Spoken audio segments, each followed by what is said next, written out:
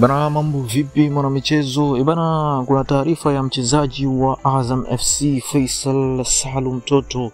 Bana, mchezaji huyu ambaye anatajwa kujiunga na klabu ya Young African, lakini mbadala wake bana imekuwa kibao kwamba Faisal Salum anaweza kujiunga na klabu ya Simba Sport Club.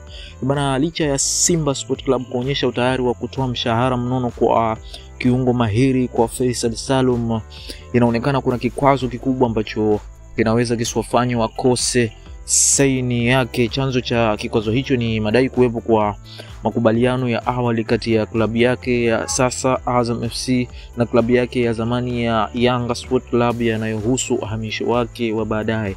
Bana, katika sakata hili la mchezaji huyu inaelezwa kwamba mchambuzi Hans Raphael kwa Yanga Sport Club wameweka sharti la kupokea kiasi cha shilingi bilioni 1 za Kitanzania endapo Faisal Salum Toto atajiunga na klabu ya Simba, lakini ofa inayodaiwa kuwa Simba wameweka mezani ni shilingi milioni 800, ambapo hapa tukiangalia hizi pesa tunaona wazi kuwa kuna tofauti kubwa sana kati ya kiasi ambacho Yanga wanataka na kile ambacho Simba wako tayari kutoa na kumnasa kiungo huyu.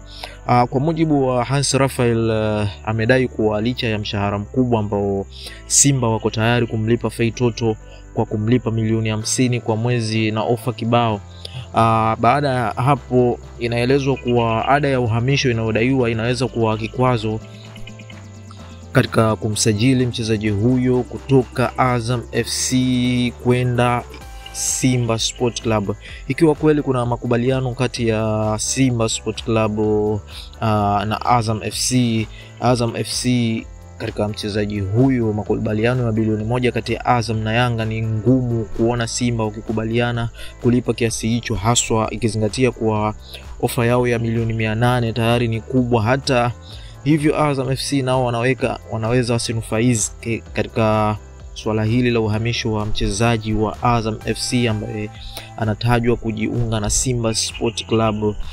Kitachowafikia ni kidogo baada ya Yanga kupokea sehemu yao kulingana na makubaliano hayo.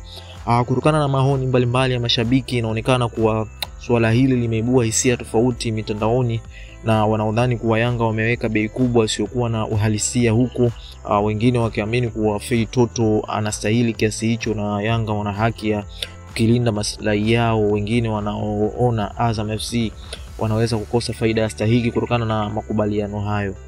Kwa kumalizia, licha ya Simba kuonyesha jeuri ya kifedha kwa kutoa mshahara mnono, inaelekea kuwa makubaliano haya awali ya bilioni 1 kati ya Azam na Yanga ndio yatakuwa sababu kubwa itakayopelekea Simba kumkosa Faisal Toto, kwani Azam ni ngumu sana kukubali kuingiza zaidi ya milioni 200. Kwa hiyo aidha wamshauri aende Yanga ambapo atapata milioni 40 kwa mwezi au abaki Azam FC.